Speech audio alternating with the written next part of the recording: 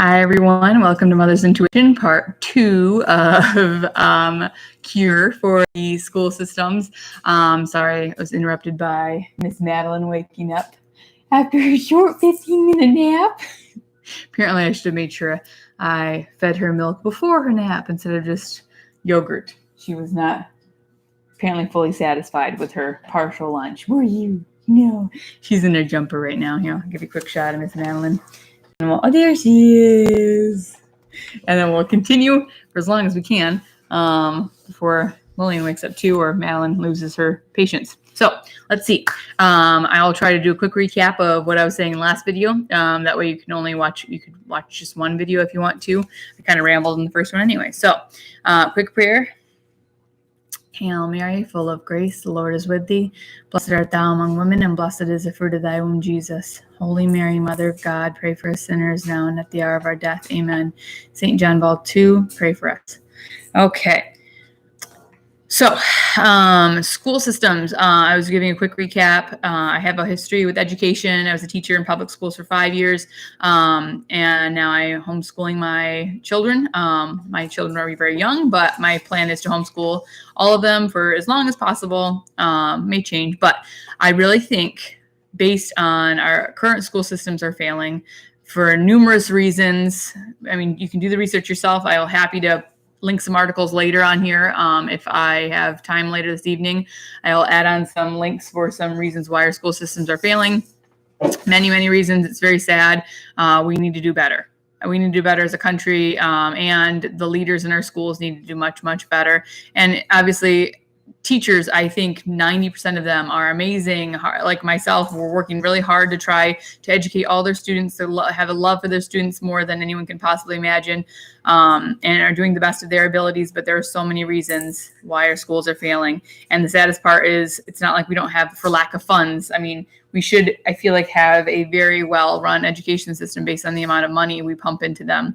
And it's just not being successful. We have students every year graduating or, leaving the school systems with a shell of an education that is just almost, non-existent. They were just pushed along. And no matter what the teachers may have tried, it didn't work. And we can't just keep blaming the students. Some people are like, oh, it's the generation, it's changed. They're not working as hard. No. There's just, but we can't blame the teachers. There's so many factors. And the main reason why I think is just their whole school system. It's a empty shell of a dilapidated building, and we're trying to pretend like the structure is really working, and it's not. It just isn't. So here's our chance. When else in history of school systems and history of public schools have we had a shutdown like this? When will we ever again? Probably never, hopefully. And we haven't, as far as I know. So we don't know. The schools have been closed now for several months for the most part of the state, or the most of the country. And most of them, it doesn't look like will be opening potentially when they should be in the fall. Some may open, but at a weird schedule, which I think may be a good thing. Actually, I'll get to that later. But here's our chance. So calling out all superintendents, all principals, all members of school boards, especially people who are higher up in the education system. So I'm talking to, anyone who is working at the state level, even district level, state level, nationwide level. Teachers can only do so much in their classrooms. I hope that, teachers spread the word. I don't think my video is going to go viral or anything, but, I just want to share my humble opinion, which is kind of the title of my new video series on Mother's Intuition. My humble opinion on this. And, obviously not expecting a huge audience, but I would love to spread the word on this and get more people involved in a movement to change our schools, because it's just not working. And this isn't for a lack of trying on the part of the teachers or even principals, and I'm sure some superintendents as well. There's only a certain amount that one person can do in a school or district. It has to be a movement. And I hope that more people have the same ideas as I do, because we need to make plans for our students to help them, especially after this, especially during this time where we don't know the amount of education each student is getting. Some students learn very poorly online. Others, your parents aren't involved. They're probably going to fall behind as well. And, my mom and I were talking about this when schools first closed, and you're going to have students coming back whenever they reopen in the fall and the winter, sometime next year, we're going to have students entering in. Some are going to be right where they should be. They're going to, follow along pretty well during, the virtual learning. Their parents are going to try their best. Maybe they have busy work schedules. Maybe they're a single parent. The parents are going to try their best to keep their kids engaged. And, maybe they'll keep them working a little bit into the summer. Some kids are going to end up just fine. They're going to end up right where they should be. Come fall or winter, they're going to be right on level. Okay, those are probably, the average learner kids. Some kids are going to excel during this time. It could be because they just really do well at home and they really do well with that interactive virtual learning and they can just pick up like that. Or their parents are super involved and just, putting in so much extra time. And, this isn't a judgmental video. It depends on your parenting style. Some kids just do really well learning at home. So some of these kids are just going to skyrocket their levels. They're going to be above level of where they should be, maybe a level or two. I mean, we're going to see kids who just flourish during this time. And it could be from, like I said, many factors. We're going to see kids who just flourish. And then I hope it's not the majority, but we're going to see a lot of kids who just sink during this time. And there, once again, many reasons. Maybe their parent works full time during this time. Maybe they're a hospital worker and they have one parent and, they're given to a babysitter or something to watch. Maybe the kid really struggles with virtual learning and the parent is not, going to be able to invest that time to help them on the side. And they're just really struggle with virtual learning. And unfortunately, as a public educator, you see this anyway. Summer vacation's coming up and a lot of parents don't even require their kids to read or do any sort of educational type thing during the summer, which I get it, summer vacation, but you need to push your kids to at least read and maybe do some sort of practice. But some parents don't. They don't invest any time in any sort of education, and the kids drop levels anyway over the summer. So we're going to see some kids who just plummet because they're not really, following along too well right now anyway. And then summer is going to hit. They're going to drop anyway from that. And then who knows when school's going to open. So I hope that's not a huge chunk of kids, but let's be realistic. There are going to be many kids who learning takes a huge dive during this time. So we need to be prepared for that. And I think the first major thing that our school leaders, like I said, all those ones I listed, that they really need to do is to cancel all statewide and district testing on a large scale. Nationwide, we just need to cancel all this testing. Number one, I taught in Florida and Michigan, and most of those tests are very ineffective anyway. You do get very little data from them as a teacher. You really don't. And as a teacher, if you're getting very little data from them, the higher ups think they're getting data, but they're really not. They're very poorly written. Half the time, the questions aren't even about stuff the kids have learned yet. So as a teacher, you look at this and you're like, okay, well, this has helped me not at all because they're being tested on part of the curriculum, which I don't teach until the end of the year. So I'm giving, we're spending days of our precious school year testing students on information they haven't even learned yet. So it's a nice pre-test. Yay, I know that they don't know that because I haven't taught it yet. And that gives you no information as a teacher. And I feel like it's really obscure information as someone who works in the district because they think they're getting an adequate assessment of where the students are, but they're really not. So they just need to cancel it because, like I just said, these students are going to come in all across the board. You're going to be testing them, and a lot of them are going to be, very high above. They're going to be way above level where they should be. But a lot of them, they're all over the place based on this current system of learning. So it's not going to be an effective way to measure what the students have learned. So testing, just get rid of it until we can reevaluate and recreate a sort of test that actually is effectively evaluating these students. Now, I have a whole video on why I left the public school system and will not have my kids enter it.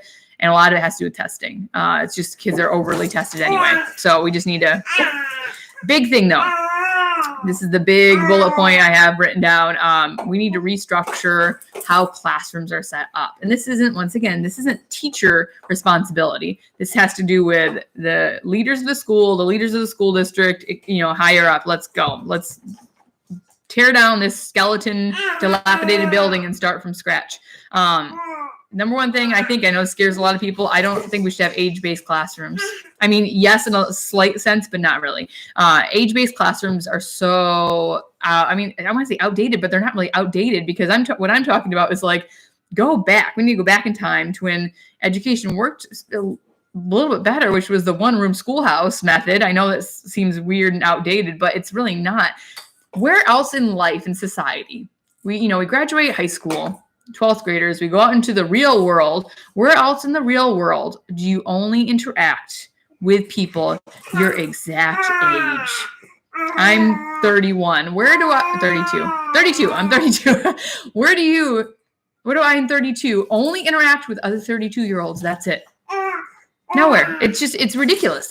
We graduate and we enter the real world of jobs and careers, and we're expected to interact very well with people literally double our own age, or a variety, all in between. You might enter the workforce at age 21, and maybe you're the newbie on the job, and you're interacting with people in their 30s, 40s, 50s, 60s, maybe even 70s in your workforce. And when your peers, your work peers, your coworkers are people who are decades older than you. Not only people in your own age range of your 20s or your 30s, but there are people decades older than you, people your parents' age, people maybe even your grandparents' age, that you're expected to be able to sit down professionally with and interact with.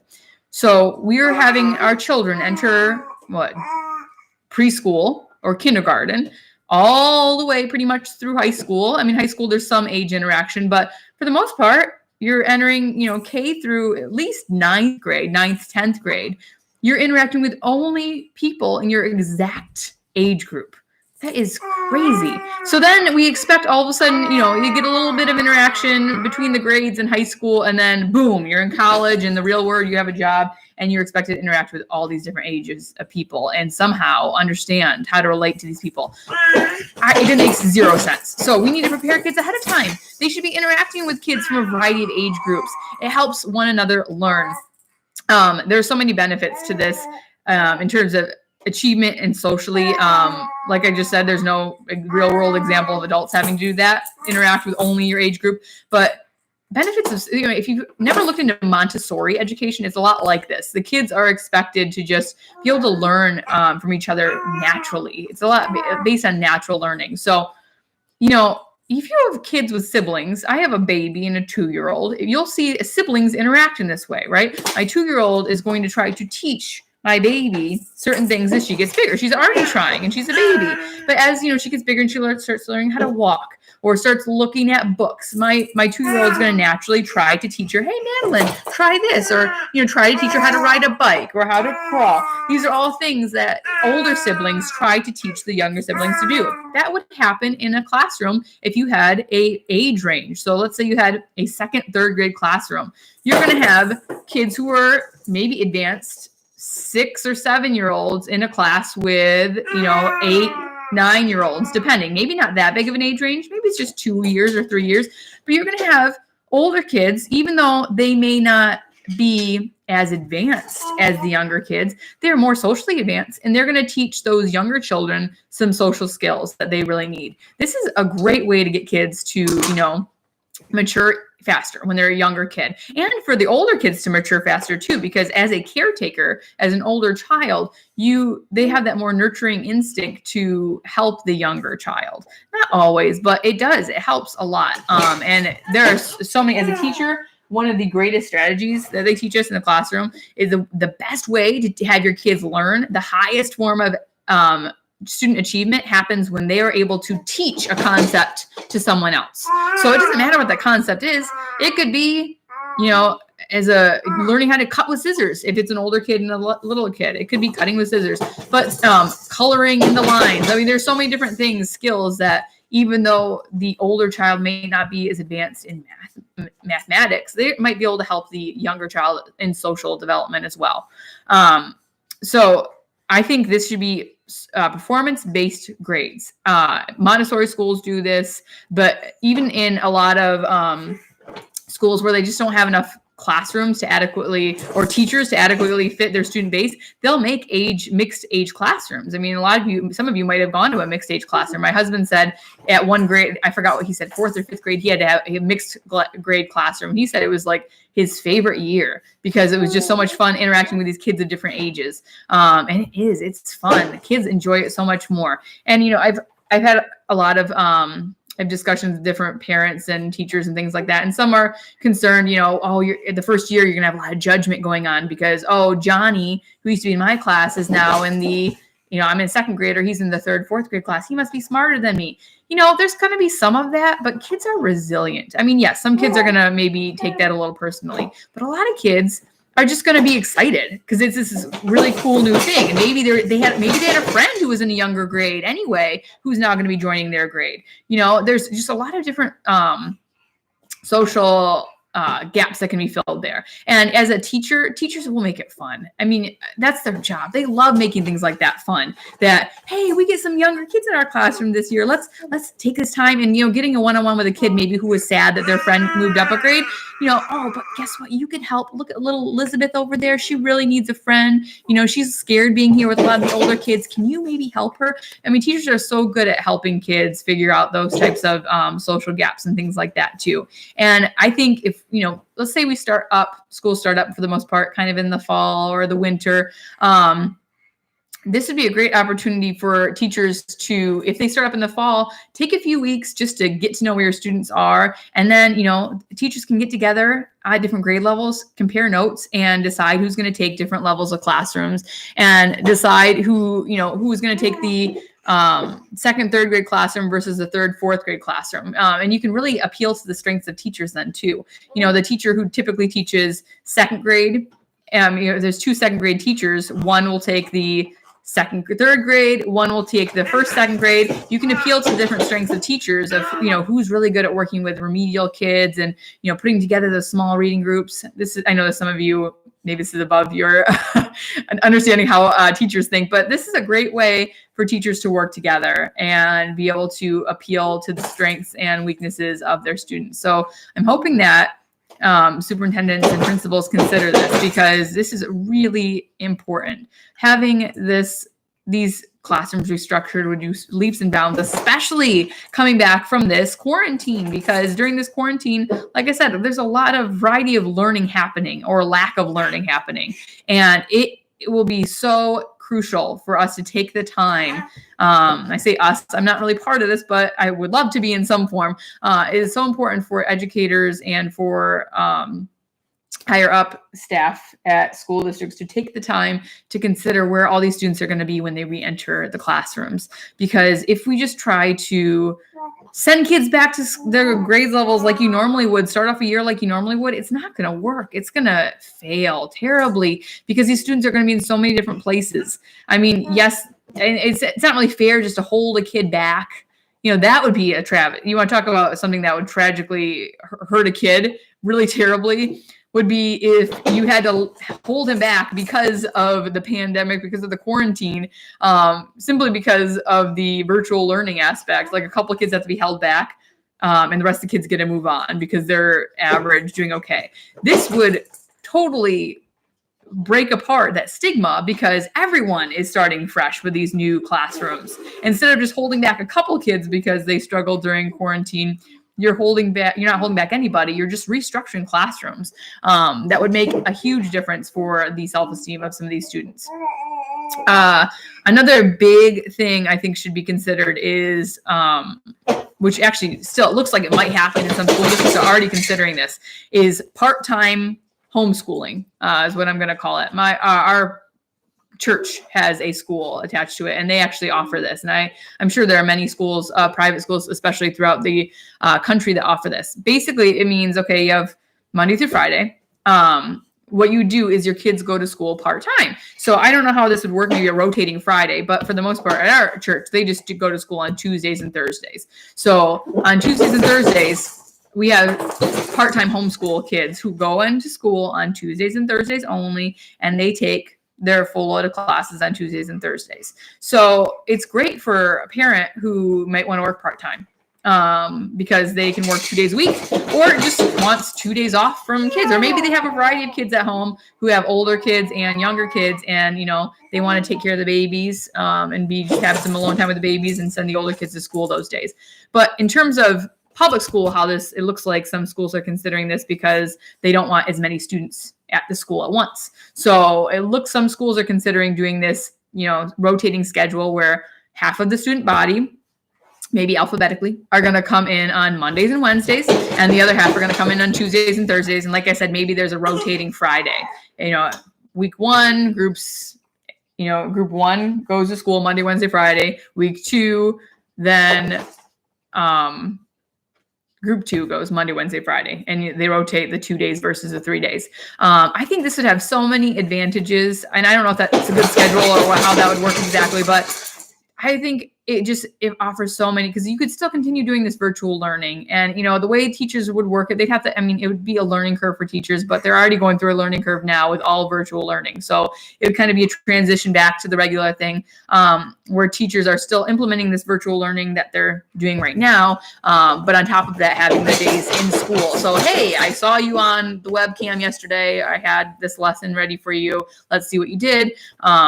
And this is the big reason why I think it'd have a huge impact, especially on public education, is I'm sure we would see a huge increase in parent involvement in child education across the board, especially in public schools. As a previous public school teacher, that was one of the biggest things that would just tear my heart out, is when you have a kid that really is trying, in some regard, they're trying. They really are. But when their parent was not interested at all in what's going on, you could tell, because none of their homework was getting done. None of, you sent home a project, a book to read, anything, nothing. And you'd say, okay, parent, your child had all this homework. They're not doing any of it. What? They just told me they didn't have it. Okay. Are you checking their planner? Are you checking online? I sent emails. I made phone calls. Or, did you get any of that? Oh no, my phone number changed. It's just sad. Because a lot of parents, not a lot, some parents are really, I don't really want to say taking advantage of the public school system, but in a sense, we've kind of this learned disability as parents nationwide that, oh, my kid's in school, I'm all set. I'm checked out as a parent right now. They're being parented right now at school, and they come home and I'm just going to ask them, how was your day? Did you have any homework? No. Okay. Well, you're in 6th grade. I trust you. You wouldn't lie to me. And it was so, especially in middle school, it was so sad. These kids, middle schoolers, they need, let me trust you, parents. If you don't know already, middle schoolers lie, and they need a lot of guidance. It's a very confusing time. If every age group has its own challenges, but I had so many middle schoolers that just needed a parent at home checking to make sure they were actually being accountable for what they're supposed to be learning, and nothing. They had no idea that they should actually be keeping their kid accountable and making sure they're doing their assignments, or even working on some extra skills at home. And so I think this would have a huge upswing in parent involvement.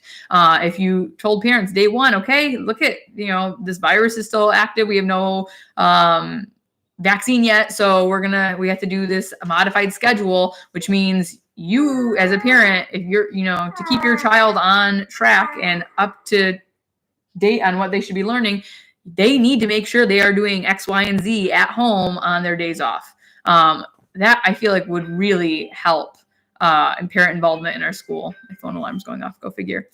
And then my last note I have here, and this would be something that's above my mental, my pay grade, I guess you could say, above where I feel comfortable really talking about too much. But in general, I really think, especially in public schools, restructuring public funding to better help student success. We have so much money that is pumped into our schools every year, and from taxes and various other things from our federal government. And it's just, who knows where it goes? I don't know where it goes. As a teacher, we don't know where it goes. We know that we, are missing supplies half the time. We don't have textbooks. We don't have copier paper. We don't have notebooks for our students, extra glue sticks. There's articles every year about how much money teachers pump into their own classroom, buying extra supplies for kids who come with none. It's just crazy. It shouldn't be a problem. And then on top of that, teacher salaries. There needs to be a serious look into where this money is going and how it's being spent, because it's not being spent the right way if we're having this many schools across the country failing. And yeah, I know I'm rambling on here. This is video 2, but this is something I'm very passionate about, and I hope everyone can be. Whether or not you have kids in school yet, think back to your days in school, or your kids are going to be in school someday, whether it's elementary school, middle school, high school, college. I mean, this is something that needs to be reformed across the board. I don't think this just is public schools, K through 12. Don't get me wrong. I'm not taking this out in public schools. I think, sorry about my phone alarm. I have no idea where it is right now. I'll turn it up in a second.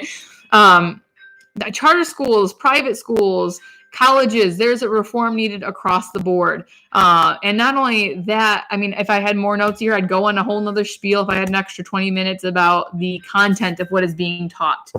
We need to look into that, or, the standards we're trying to keep our kids to. Is sometimes some of it is just over high expectations for kids. And this is why restructuring the classrooms would be great. If we had age-based classrooms or performance-based classrooms instead of age-based classrooms, the standards and expectations could stay the same because you would have kids of a variety of ages. And instead of just pushing a kid along because we feel bad about keeping them behind, we can actually make sure these kids are reaching the standards they need to reach.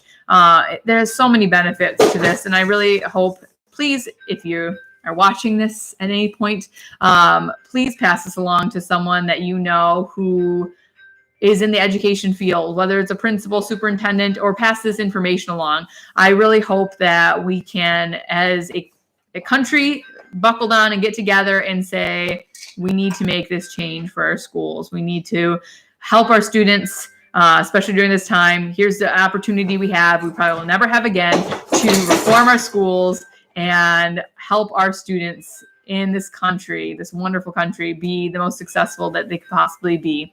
That's all I have for you today. Sorry for my annoying phone alarm. Sorry for the interruption earlier, having to leave while I fed my daughter. But I hope you all have a wonderful, wonderful day. Thank you so much for watching. Please like, share, and subscribe.